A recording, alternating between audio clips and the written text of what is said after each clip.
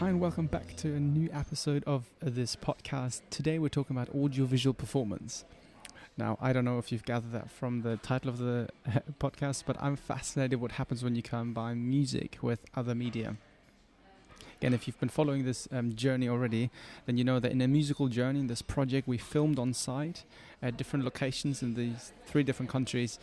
Even during the composition process sometimes, or even in the music creation process, to capture things visually and combine it with other media. I found that very fascinating, very inspiring, something I really want to explore more. But today we want to talk about how we can combine sight and sound live, how we can use different media in a live setting. I want to do that a little bit with the example of a performance I've done in the context of a university project, and I just posted it recently, the audiovisual performance of a musical journey. So taking the England video and actually sort of redoing that a little bit, filming at Goring Castle Goring in Worthing, and projecting that on the screen behind me as I'm performing live. Sounds a bit complicated, but I just want to go into that a little bit in this episode. Because it's just fascinating to me how you can use all these different elements in a performance. So 2 of the questions I had when I was doing this project was, how can I perform something live that you can also see on a screen behind me? So obviously you can use different kinds of technology, but really what does that mean for the audience? You know, them watching, them listening. What does it add to a performance? I found that very interesting to explore this another layer sort of on a screen behind me. But also, if I play cello, and obviously then both hands are occupied, how can I still trigger things? How can I still control effects? How can I still impact the rest of my performance? So I was like, well, my feet have to get involved then. And I don't know if you've seen it. I posted in a clip somewhere about, well, I'm a drummer, so feet are just involved sort of thing. But that was a really interesting sort of creative challenge to think, okay, as I'm performing the cello, both hands occupied, how can I still, do more stuff? So in the actual performance, I'm working with Ableton Live, using Max for Live for the visuals, and have a Boss RC300 loop station. So my cello goes into there before it goes into Ableton, for those who are a bit technical about this. I also have a 12-step MIDI foot controller. What does that mean for those who are maybe not in this world so much?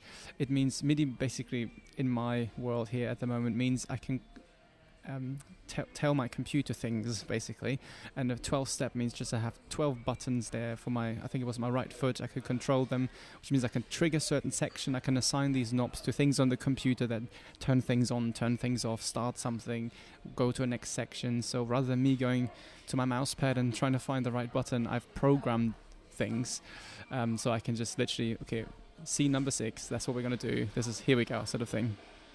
So, but more about that in a little while. With the Ableton session, which is a computer software for music production, but especially also thinking about live performance, I was able to prepare different scenes with musical happenings, I want to call them, but also visual happenings. So in the same way that I can trigger a sound that I've prepared, or an instrument, or a short motif or something, or chord progression, or soundscape of some things I recorded, nature kind of sounds, bird sounds.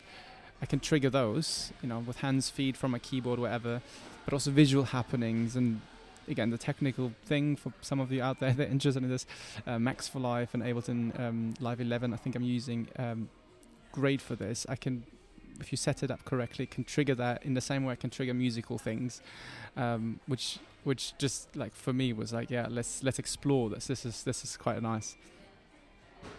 So some aspects of the performance I would do live, looping things on the piano, then it repeats. But others I would have prepared to enrich the performance. It was very interesting thinking about what's live, what isn't live, ideas about liveness. We talked about university too, and sort of exploring this. Yeah, okay, I've done this previously. I've prepared this. That's not live, but it's still me performing. So all of these sort of questions. I don't know if you've ever thought about that in a performance, either from yourself or from others, but I found that very interesting. But even the things I prepared in advance, like the percussion samples I recorded and things like that, I still wanted to somehow amend them live. I wanted to process them. I wanted to change them. I wanted to not that I'm a control freak, but I'm a performer, I'm an artist, so I want to control these things live. I want to apply effects and filters. Again, I'm a cellist, hands occupied, okay, with my feet, how can I, say, change cutoff filters? How can I change the frequency here, this?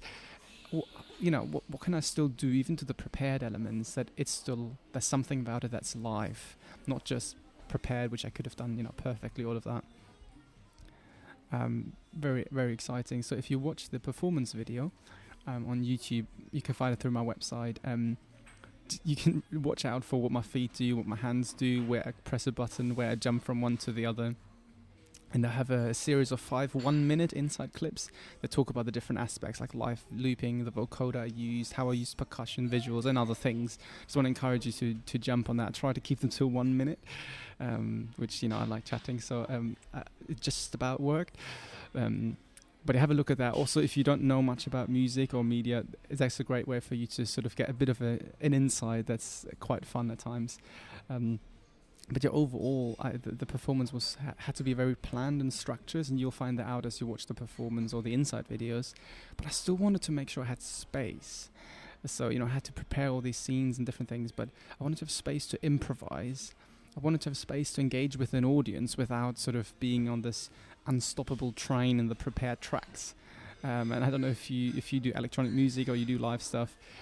Okay, I guess if you're sort of in the DJ world and stuff, you just manipulate things, you trigger things again live. But especially with a cello, with, let's say, live musicians, you have to then communicate and all these sort of things. So, it's easy to have some things where just like, this is what we're going to do, 10 bars of this, 4 bars of this, you loop that, you repeat that, then you're going to do that. But I still wanted, as well as that, which is great, and I can trigger loads of stuff, I still wanted space. I still wanted whoa, this moment is amazing, and I want to do something in this moment that I wasn't inspired to before, but now in this moment, all of these sort of things. So I talk about preparation of improvisation in the live performance in one of those inside clips too. Have a listen, have a look.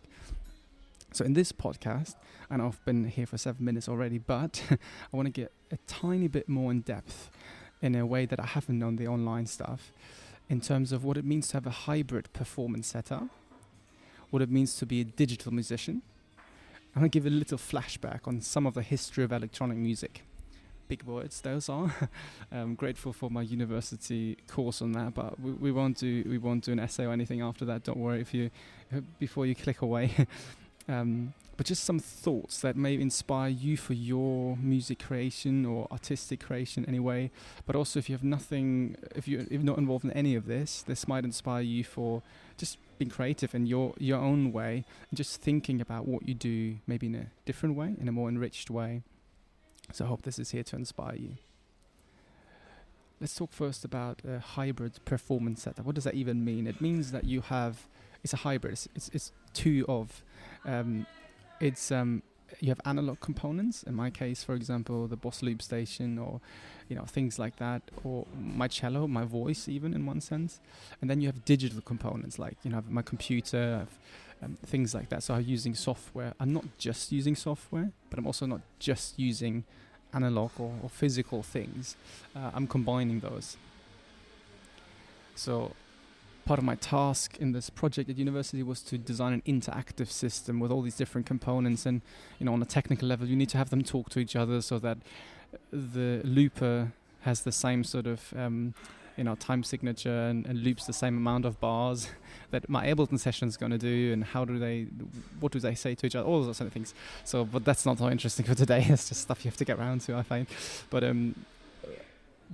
to sort of bridge the gap, to not just be in the software, not just to be out the software, but to learn how to use both.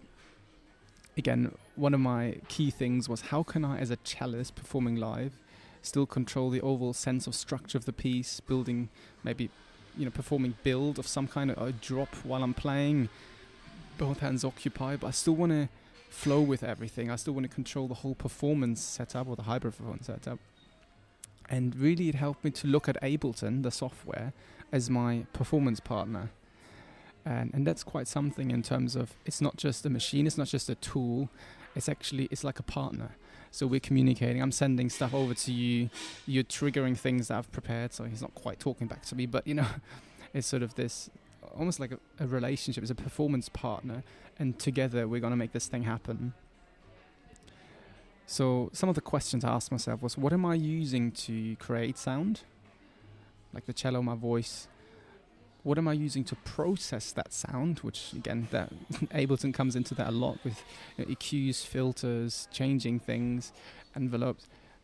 What am I using to control the sound? Where then that's my foot pedals, that's my piano, not just triggering sounds, but I could also trigger scenes, different things. So maybe for your own work, what are you using to create sound? Is it just the traditional, or I'm playing the flute, that's what I use. Well, what else can you use to create sound? Is it, your body, your mouth, hands, feet? Is it objects around you? I don't know about you, but I don't know if it's a thing of drummers do, but we just hit things. We just knock on, not just doors, we knock on shelves and boxes and just like, oh, this sounds great, let's use that. And looking at field recording or sound design, different aspects of Foley at university, you're like, okay, I'm not the only one who's just hitting random things and like, I'm going to record that one.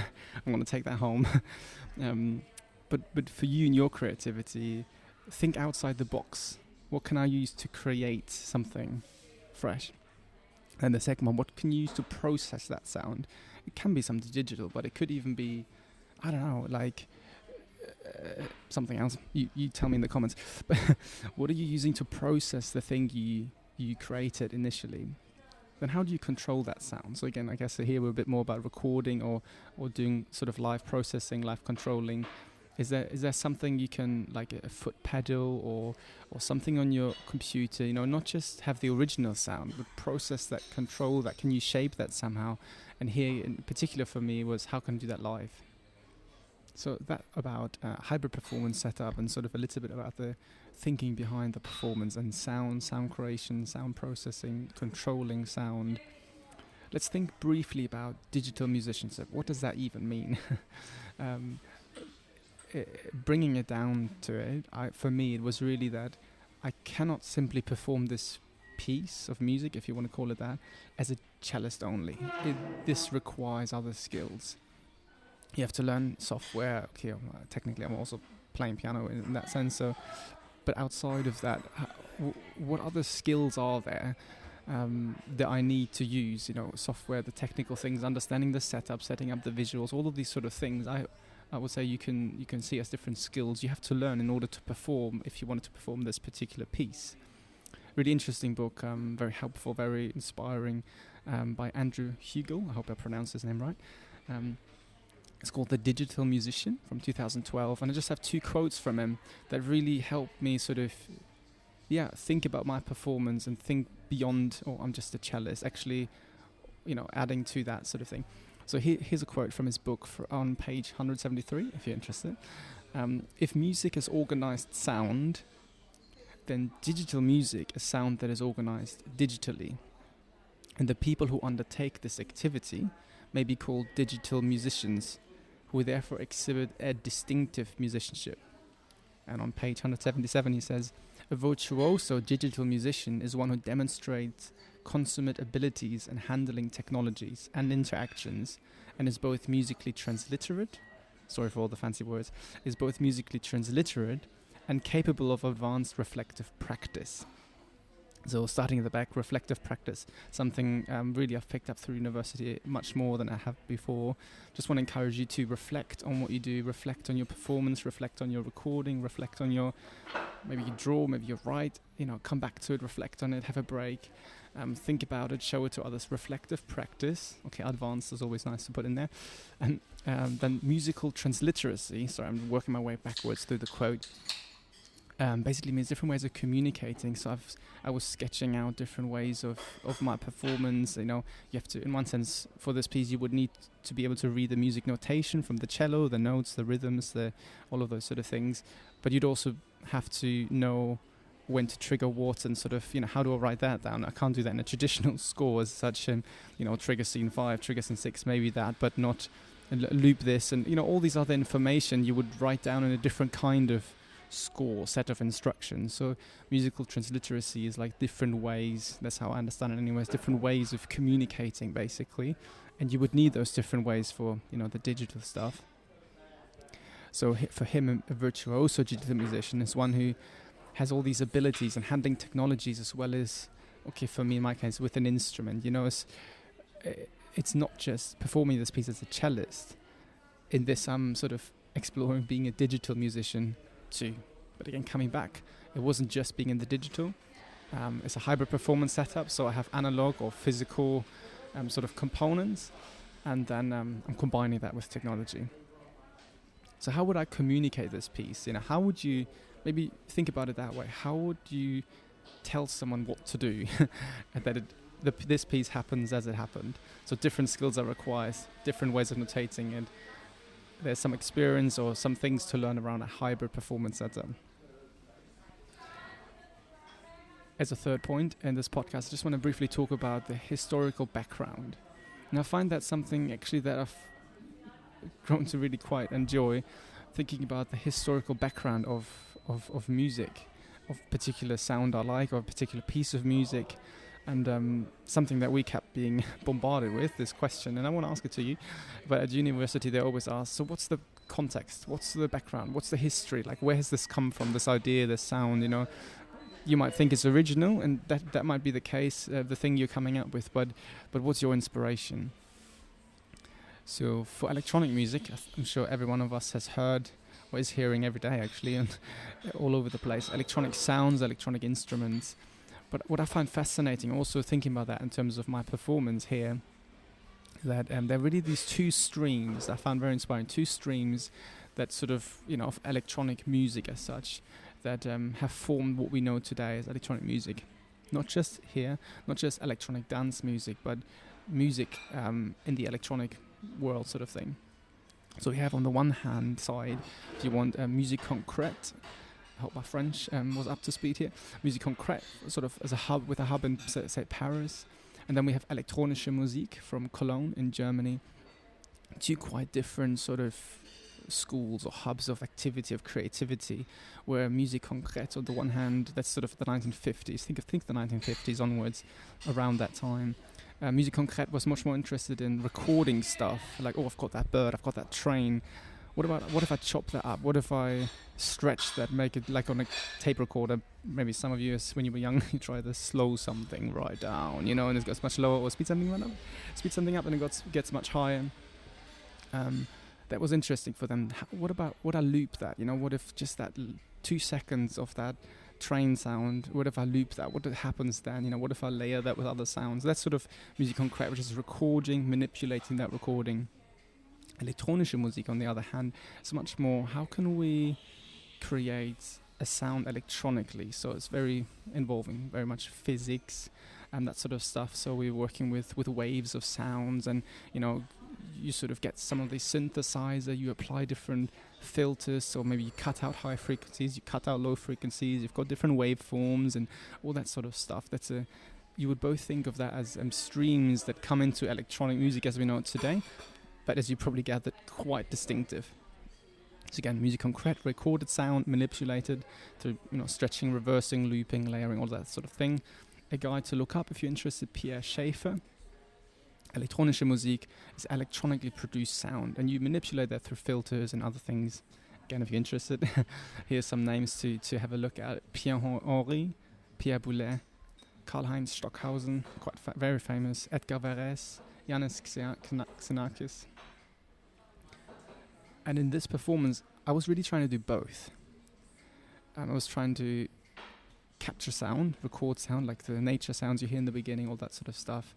But also my vocals, and to process them, to all of that sort of thing. But also I'm trying to, use synthesized elements, electronically produced elements in different ways.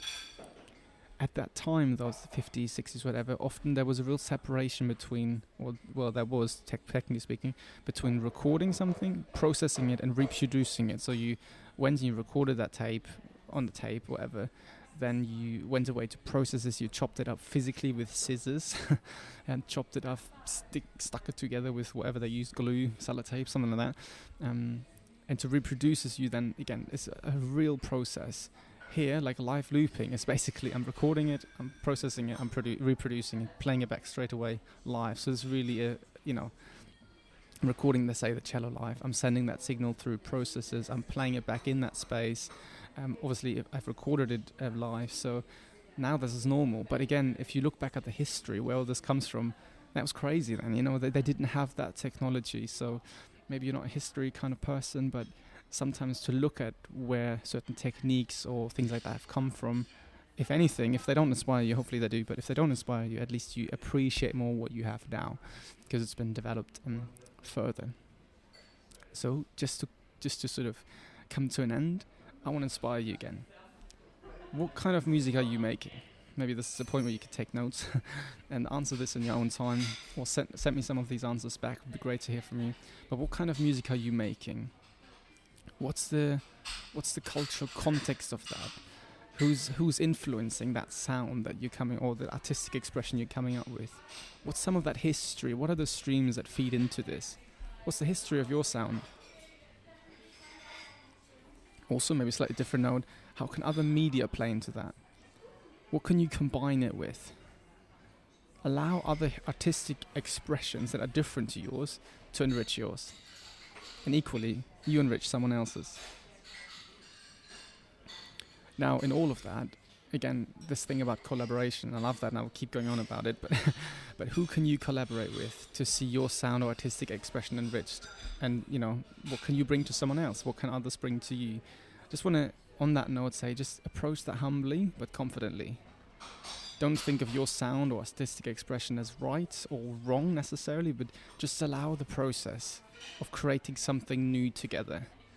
You can think about that. It's not, that's right, that's wrong. No, let's together just allow this process of back and forth and, throwing in different things. Allow that process of creating something new together. And it would be the same if one of you had contributed, if that makes sense. So as always, I hope you're inspired by this podcast. It gives you some more depth into different things, make you think in a different way. But more than anything, I want to encourage you to be creative, to express what is inside of you. So go for it. Let me know what you're up to. Let me know what you're creating. I'm here to cheer you on and join you on the journey. So thanks. See you next time.